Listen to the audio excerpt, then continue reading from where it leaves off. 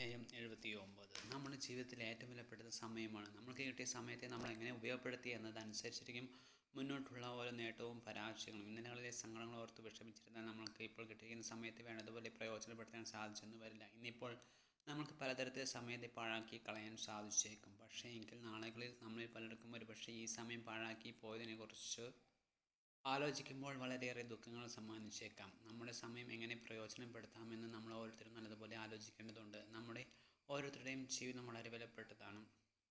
നമ്മുടെ സമയത്തിന് വേണ്ട വിധത്തിലുള്ള പ്രാധാന്യം നൽകുവാൻ നമുക്ക് കഴിയണം. നഷ്ടങ്ങളെ, പരാജയങ്ങളെ എല്ലാം തന്നെ അതിജീവിക്കാൻ നമ്മുടെ ഭാഗത്തു നിന്നും വേണ്ടതുപോലെ പരിശ്രമം ആവശ്യമാണ്. സമയം പാഴാക്കി കളഞ്ഞിട്ട് ദുഃഖിക്കുന്നതിൽ അർത്ഥമില്ല.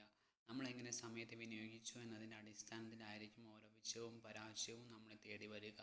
സമയം പാഴാക്കിയാൽ പരാജയങ്ങളും സങ്കടങ്ങളും നമ്മളെ വിട്ടൊഴിയണമെന്നില്ല. നാളുകളിൽ നമ്മൾക്ക് നേട്ടങ്ങൾക്ക് കാരണമാകുന്നത് ഇന്നിൻ്റെ സമയം എങ്ങനെ ചെലവഴിച്ചു എന്നതിനെ അടിസ്ഥാനമാക്കിയാണ്.